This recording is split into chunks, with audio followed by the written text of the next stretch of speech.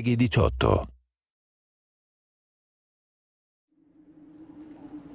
The North is a dangerous place for small buggies like yours. Afraid you're gonna need something with a little more muscle. Fundamentally, a first-person shooter needs to pull the player into the action, to have him ducking and dodging in his chair what he sees coming at him on the screen. But with Rage, we've gone beyond that. There's so many different things to do. There's so many characters to interact with. There's this world to explore. There's vehicles to drive. So it just becomes immersive on so many levels that when the player is in it, he's engaged with not just the action, but the story, the characters, the world.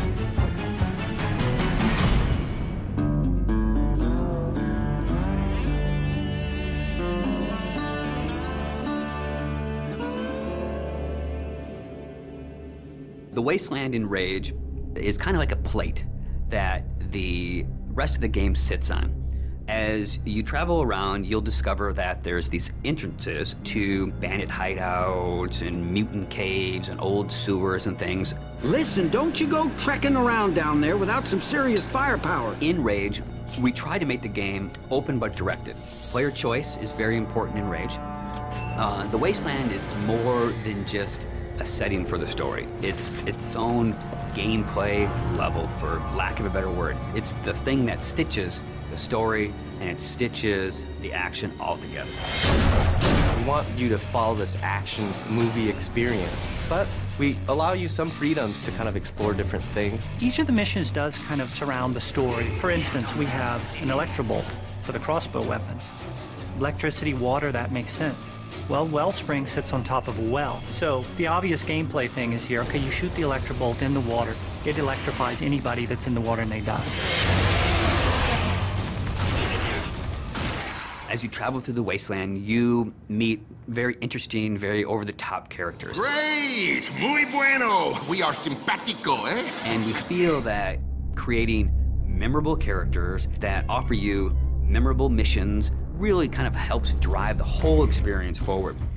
The interactions that the player will have with these characters should hit something in the emotional nerve of the player. So we've gone that extra distance to make key characters really feel alive. So you know when you go talk to Dan or the J.K. Stiles, the producer of that crazy TV show, or the sheriff, you forge these relationships with them. And they give you lots of bits of the story, but you live through the rest of those elements. We felt that crafting interesting people made everything fit together. I know you got questions, but we gotta get moving. You're driving across these landscapes and you're going visit people here and they're giving you jobs to do. So I hear you have a message from our friend Dan. Let's have it then. One of the things that we discovered with Rage is when people saw us drive around shooting other cars, they immediately said, I want to do that in multiplayer. So we've taken the best parts of the vehicle combat from the single-player experience and added a really fun, intuitive multiplayer experience with it. We also have this cooperative style gameplay that allows a player to get with a friend, run through a level that's maybe changed a little bit from things that they've seen in the game, and then we roll a little bit of fiction into that. So it's taking all the kind of visceral, in-your-face action, but you're doing it with a buddy. We really have the best of both. We have great co-op missions and some great vehicle multiplayer. We want to provide this smorgasbord of different things that the player can do so that they can become immersed with other things rather than just a critical story path. But if you want, you can go to the store, get a couple more grenades, outfit yourself with some new ammo types, jump back in the car and head for the next action. And we're okay with that.